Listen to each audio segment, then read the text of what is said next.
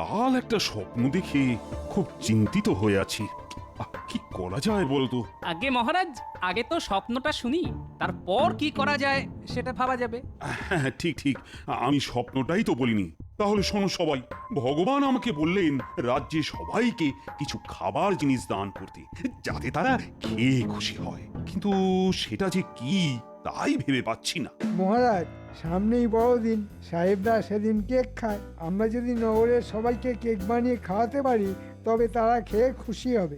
এত কেক কোথায় পাওয়া যাবে মহারাজ? মহারাজ, আপনি কেকের ব্যাপারে উদ্বিগ্ন হবেন না, আমি জোগাড় করে দেব। এত হাঁস তুমি কোথায় পাবে? শেষে কি ঘোড়ার ডিম দিয়ে কেক বানাবে নাকি? হ্যাঁ, কি ব্যবস্থা হলো বলো তো? এখন তো কৃষ্ণনগরের সাহেব কম নেই, নবাব তাদের ব্যবসা করার অনুমতি দিয়েছেন, আর কেক বানাতে ওরা ওস্তাদ। তাই ওদের কাছ থেকেই কেক নেব। তাদের কেক খেতেও ভালো হবে, দেখতেও। আমাকে তো মহারাজ বেশ কিছু মোহর দিতে হবে, এত কেকের খরচা তো কম নয়। তুমি রাজকোষাগার থেকে যত খুশি মোহর নিয়ে যাও, দুদিনের মধ্যেই কেক কিন্তু আমার লাগবে। মহারাজ, মন্ত্রী মশাইকে বলে দিন খরচের হিসেবটাও যেন কেকের সঙ্গে উনি আপনাকে দেন। সব খরচের হিসেব রাখাটা খুব জরুরি কিন্তু।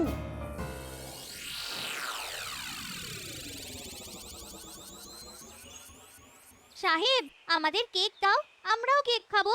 নিশ্চয় নিশ্চয়, আমি তোমাদের জন্য ভালো কেক টুটেছি। এই নাও কেক। কি সুন্দর না? দেখতেই যদি এত ভালো হয় তাহলে খেতে নিশ্চয়ই আরো ভালো হবে। দাদু দিদাকে না দিয়ে তো খাওয়া উচিত হবে না রে। আমরা এই কেক আগে দাদুর বাড়ি নিয়ে যাই, কি বল? সেটাই ভালো হবে। চল কেক নিয়ে দাদু আর দিদাকে চমকে দিই।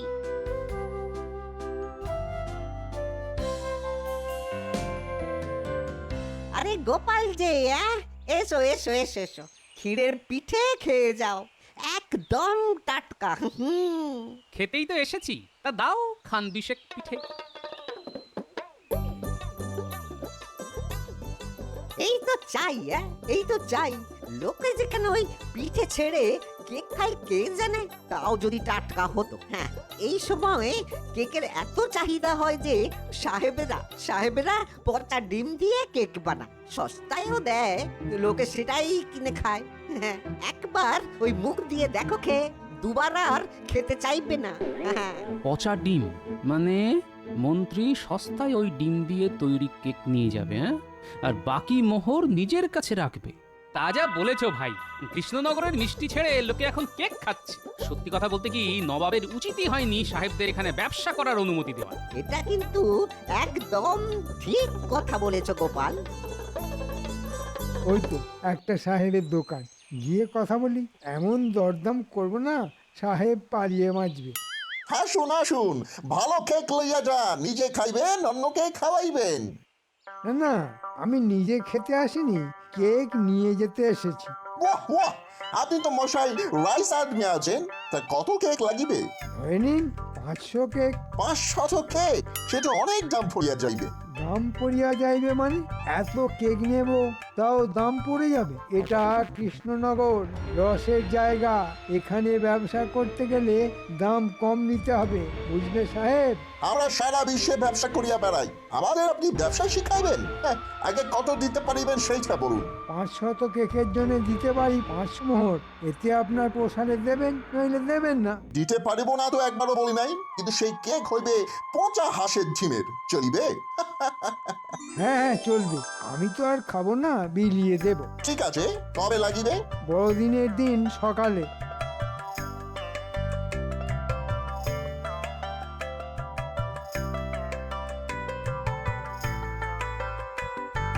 দাদু আর দিদা, তোমাদের জন্য একটা জিনিস এনেছি। কেক এনেছিস? খুব ভালো কথা, কিন্তু কেক কেন? তোরা তো ভোলা ময়রার দোকান থেকে রসের মিষ্টিও আনতে পারতি। আরে দাদু, ভোলা ময়রা তো সারা বছরই থাকবে, বড়দিনের কেক খাবে না? নাও দাদু, কেক খেয়ে দেখো। আমি তো কেক খেতে খুব একটা ভালোবাসি না, তাও তোরা এনেছিস, দে একটু খাই। দাঁড়াও, আমি মুখে পুরে দিচ্ছি।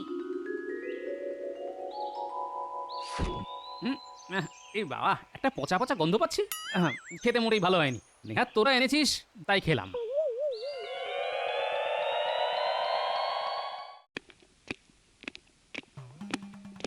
মহারাজ, কেকের ব্যবস্থা করে এসেছি। হ্যাঁ, দাম একটু বেশি পড়লো বটে, কিন্তু কেক একেবারে খাঁটি। আরে খরচটা বলো, কত মোহর পড়লো? ধরুন প্রায় 500 মোহর। হ্যাঁ, 500 কেকের জন্য 500 মোহর? আর এ তো একেবারে গলা কাটা দাম। লোকে বলে কেকের দাম মিষ্টির চাইতে কম, কিন্তু সেটা তো আসলে নয়। কথায় বলে যত গুড় তত মিষ্টি। প্রজাদের খাওয়াবেন, তার জন্য ভালো জিনিস কিনবো না? হ্যাঁ, তাই খরচাটা একটু বেশি পড়ে গেল।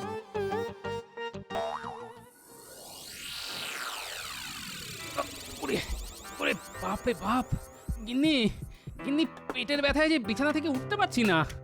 ওহ, আজে বাজে জিনিস খাবে তো পেট ব্যথা হবে না? আরো গেল গেল। কি ব্যথা কি ব্যথা! আরে আমি তো পুটিদের আনা কেক একটু খেয়েছিলাম, তুমি খাওনি তো? না না, আমি এখনো মুখে তোলার সুযোগই পাইনি। হ্যাঁ, আর খেও না আর খেও না, মনে হয় কেকটা খারাপ ছিল বুঝলে। ও বাবা, কি ব্যথা! আমি যা থাকতে পারছি না গো। তাহলে গুলটেদের ডাক দি, ওরা বৈদ্য মশাইকে আসতে বলুক। হ্যাঁ তাই করো তাই করো, বৈদ্য না আসলে আমি মরে যাব।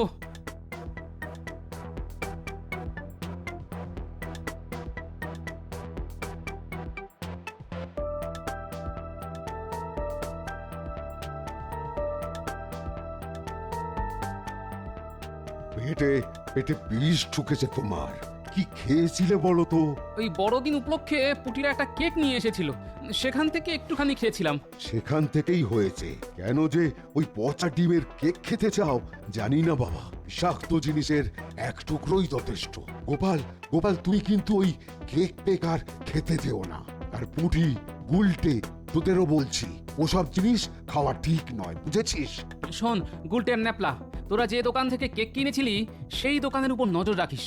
দেখবি কারা ঢুকলো আর কারা বেরোলো, বুঝলি?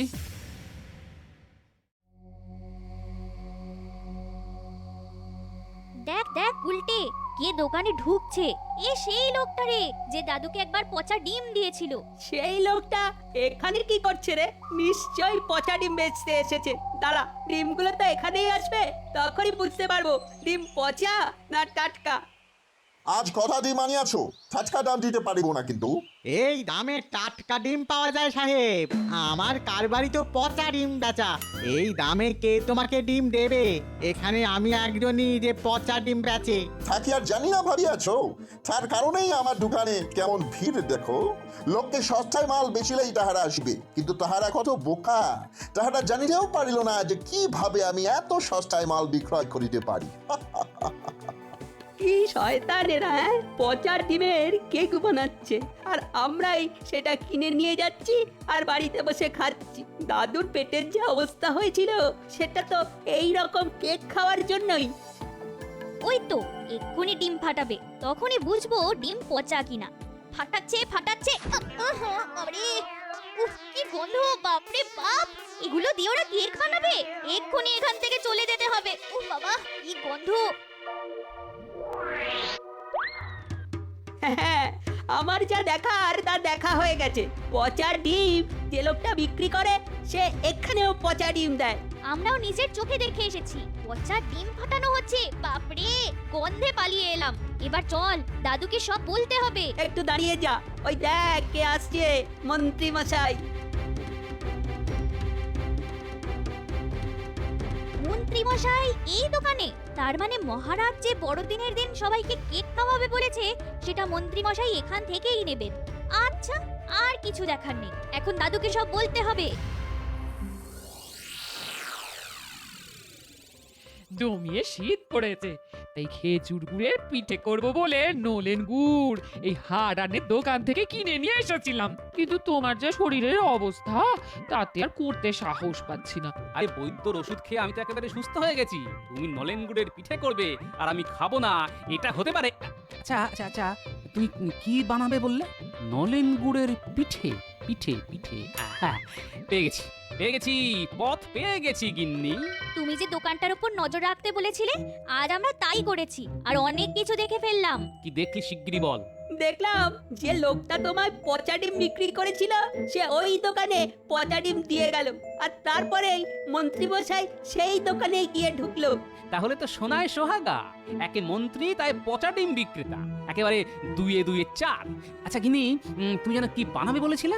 নলেন গুড়ের পিঠে? শোন, আমি পথ পেয়ে গেছি, তোরা শুধু নজরদারি চালিয়ে যা। এবার 2-2 4, মহারাজের ইচ্ছে আমি পূরণ করবই। দাদু, বড়দিনের রাতে না এক দাড়িওয়ালা দাদু সব বাচ্চার ইচ্ছে পূরণ করে। মহারাজের মনে হয় তেমনই ইচ্ছে হয়েছিল। দাড়িওয়ালা দাদু? সে আবার কে রে? তার নাম জানি না, মানে ভুলে গেছি। তার মাথায় লাল টুপি, সাদা দাড়ি আর গায়ে লাল জোব্বা। তার সঙ্গে থাকে একটা ঝোলা। বাচ্চারা বড়দিনের আগের রাতে জানলায় মোজা ঝুলিয়ে রাখে, আর দাড়ি বুড়ো তাদের ঝোলায় অনেক কিছু দেয়। গিন্নি গিন্নি গিন্নি, তোমার লাল শাড়ি আছে না? শিগগির একটা জুব্বা বানিয়ে দাও তো, আর একটা লাল টুপি। বাড়িতে নলেন গুড় আছে না? তা দিয়ে পিঠে বানাও যতগুলি পারো। আজ রাতে আমি দাড়ি বুড়ো সাজবো। আমি এক্ষুনি বিজ্ঞানীর বাড়ি থেকে আসছি, বিজ্ঞানীকে আমার খুব দরকার। এ কি গোপাল, এত রাতে? খুব দরকার আছে, আমাকে এক্ষুনি পশম দিয়ে দাড়ি বুড়ো বানিয়ে দিতে হবে। আমি রাতেই বেরোবো। ও, বড়দিনের আগের রাতে তুমি সান্টা ক্লজ হবে? ঠিক আছে, আমি এক্ষুনি বানিয়ে দিচ্ছি। আরেকটা কাজ করে দিতে হবে, ইংরেজি হরফে এই কয়েকটা বাংলা শব্দ তোমায় এই কাগজে লিখে দিতে হবে। ওতে কি লেখা আছে দেখি? আচ্ছা, বেশ বেশ, আমি এক্ষুনি লিখে দিচ্ছি। আমরা চৌর্যবৃত্তির দ্বারা পচা ডিমের কেক বানাইয়া অতি সস্তায় তা এখানকার মানুষকে বিক্রয় করিয়াছি। লইয়া যান, লইয়া যান, এত সস্তার কেক আর মিলিবে না। হ্যাঁ, তোমাকে যে কিভাবে ধন্যবাদ দেবো বিজ্ঞানী, তার ভাষা খুঁজে পাচ্ছি না। এইসব অসৎ সাহেবদের শাস্তি হোক, এটা তো আমিও চাই। হ্যাঁ,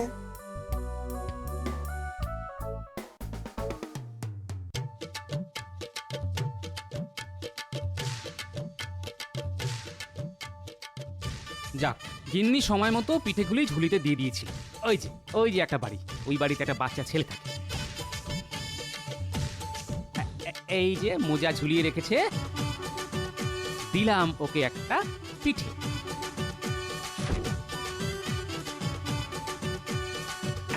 পিঠে প্রায় শেষ, আর কয়েকটা আছে। ওই তো বাড়িটা দেখা যাচ্ছে, ওখানে একটা বাচ্চা মিষ্টি ছেলে থাকে, তাকে দিয়ে আসি। সেটাও একটা মোজা ঝুলিয়ে রেখেছে, ওকে শেষ পিঠেটা দিয়ে দিলাম। এবার আমার আসল কাজটাই বাকি রয়ে গেছে, যাই কাজটা করে আসি।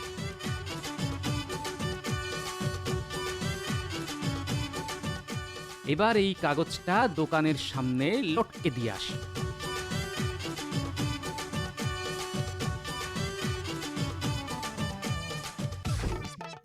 ব্যাস, এবার আমার কাজ শেষ।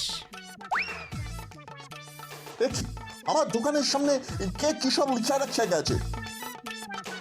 নিশ্চয়ই সান্টা ক্লজ আমাদের আশীর্বাদ জানাই আছেন, কিন্তু এখন সময় নাই, রাজবাড়িতে কেক পৌঁছাইতে হইবে। আমি কেক লইয়া চলিলাম।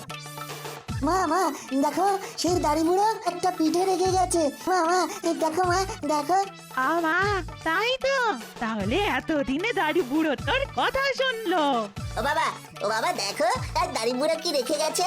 ওরে বাবা, এই যে একটা পিঠে। বাবা, ও বাবা, দাড়ি বুড়ো কিন্তু সত্যিই এসেছিল, তাই না? না, আসলে এত রাতে পিঠে কে রেখে গেল? তার মানে দাড়ি বুড়ো আছে নিশ্চয়ই।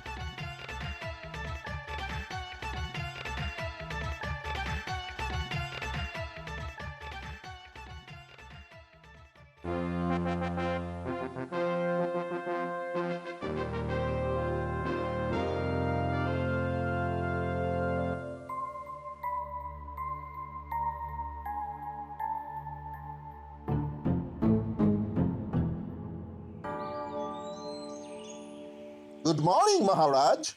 এর মানে কি মন্ত্রী? গুড মানে কেক আর মর্নিং মানে গ্রহণ করুন। আচ্ছা, তুমি ওদের ভাষা শিখলে কি করে? মহারাজ, আমি আপনার মন্ত্রী, ওরা এসেছে এখানে ব্যবসা করতে, আর আমি ওদের ভাষা বুঝবো না? চিন্তা করবেন না, ওদের ভাষা আমি আপনাকে বুঝিয়ে দেব। তোমাকে বুঝিয়ে দিতে হবে, আমি ওদের সাথে কথা বললেই শিখে যাব। তা সাহেব, এই গুডগুলি আমি গ্রহণ করিলাম। মন্ত্রী, কাউকে বলো এই গুডগুলি যেন ভালো কোন স্থানে রেখে দেয়। যথা আজ্ঞা মহারাজ। মহারাজ, আমার লস হইয়া গেছে। যে দামে এই কেক আমি আপনাদের দিলাম তাতে আমার খরচা উঠিবে না। সাহেব যে বললো লস হয়েছে, তা এই শব্দের মানে কি? লস মানে লাভ। ওরা বলতে চাইছে আপনাকে কেক দিয়ে ওরা যে লস মানে লাভ করেছে তাতে ওদের খরচ উঠে অনেক লাভ হয়েছে। এই সাহেব, এখন এখান থেকে কেটে পড়ো তো, আমাদের আরও কেক লাগতে পারে। লাগলে আমি গিয়ে খবর দেবো। যাও।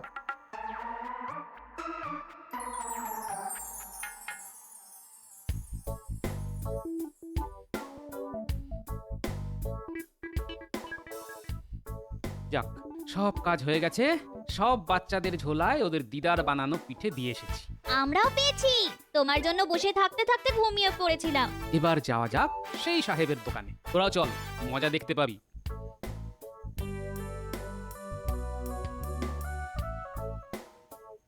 এইবার সময় হইয়াছে এই লেখাটা পড়ার।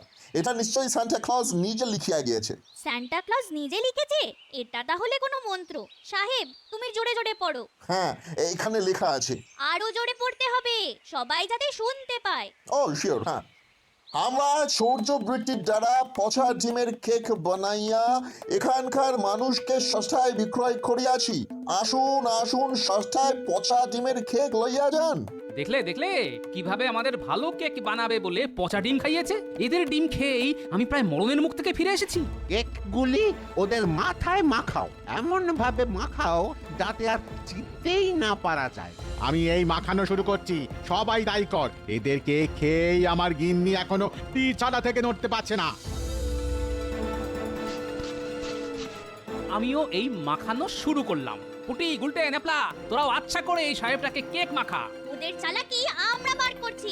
মাখা মাখা, একেবারে মাখামাখি করেছে। শোন, আমি রাজবাড়ি যাচ্ছি, পেয়াদা বাড়তে বলছি। সাহেবকে কিন্তু তোরা ছাড়বি না।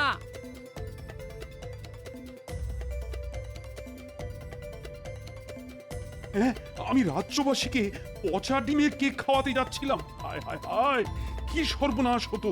সর্বনাশের কিছুটা তো হয়েইছে। যারা সাহেবের দোকান থেকে আগে কেক কিনে খেয়েছিল তারা এখন বিছানায় শুয়ে কাতরাচ্ছে। আমারও সেই অবস্থা হয়েছিল। এর সঙ্গে কিন্তু মন্ত্রীরও যোগ আছে মহারাজ, তাকেও আপনি ছাড়বেন না।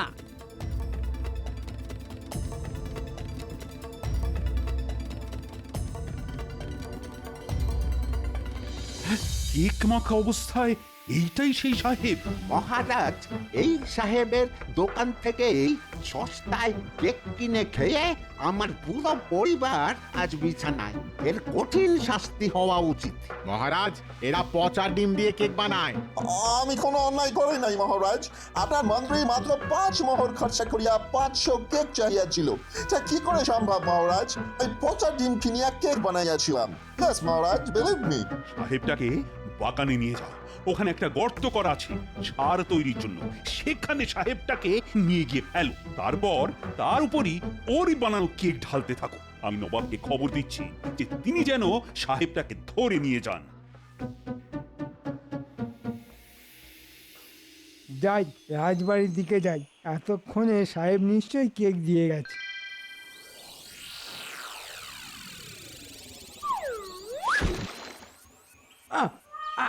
একই আমার মুখে কে কেক ছুঁড়ে মারলো? একটা কি হচ্ছে রে বাবা? আমার চোখ মুখ তো কেকে কেকে কেকাকার হয়ে গেল। আপনার লজ্জা করে না মন্ত্রী মশাই? হ্যাঁ, রাজ্যের লোককে পচা ডিমের কেক খাওয়ালেন। এই নিন, এই নিন সেই কেক আপনাকে মুখে ছুঁড়ে মারলাম। পেয়াদা আসছে, হ্যাঁ, আপনাকে গ্রেপ্তার করতে আসছে। ওই দেখুন দেখুন, ওই ওই ওরা এসে গেছে, দেখুন দেখুন।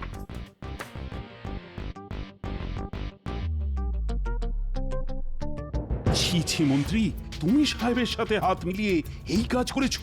আমি কি করলাম তাই তো বুঝতে পারছি না। ভাবিতেছ না 5 মোহরে 500 কেক কখনো সম্ভব হয়? হ্যাঁ, আমি তাই পচা ডিম দিয়া কেক বানাইয়াছি। তোমার ব্যবস্থা পরে হবে, কিন্তু গোপাল, আমি যে আজ সবাইকে কেক খাওয়াবো বলেছিলাম সেটার কি হবে বলো তো? সব ঠিক হয়ে যাবে মহারাজ, আপনি কিচ্ছু চিন্তা করবেন না। খালি কেকের বদলে পিঠে খাবে রাজ্যের লোক। আপনি আমায় কিছু মোহর দিন মহারাজ, আমি ভোলা ময়রার দোকান থেকে টাটকা পিঠে বানিয়ে এনে তা সবার ঘরে ঘরে পাঠিয়ে দেব।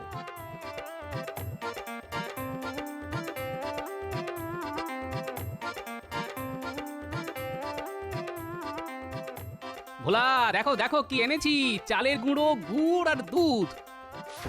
ওই দেখো দুধ আসছে কলসি কলসি। তুমি এক্ষুনি পিঠে বানাও, অন্তত কমপক্ষে 500টা। সেই পিঠে ঠোঙায় ভরবে আমার খুদে বাহিনী। সবাই মিলে হাত দিলে কিছুক্ষণের মধ্যেই পিঠে তৈরি হয়ে যাবে। গোপাল যখন দায়িত্ব নিয়েছে তখন পিঠে আসবে। আমরা বরঞ্চ মন্ত্রীকে আগে শাস্তিটা দিয়ে দিই। ওই পচা ডিমের কেক যতটুকু বেঁচে আছে সেটাই মন্ত্রীকে খাওয়াও। না না, এই পচা ডিমের কেক খেলে আমি বাঁচবো না। আমি বরঞ্চ পালাই। ওকে পালাতে দিও না। ধরো ধরো ধরো ওকে, ধরো ধরো। বাঁচাও বাঁচাও, আমার গায়ে আর ডিম ছুঁয়ে মেরো না। আমার সারা গায়ে পচা গন্ধ, আমি গন্ধে মরে যাব। এই রে, আমি যে গর্তে পড়ে গেলাম।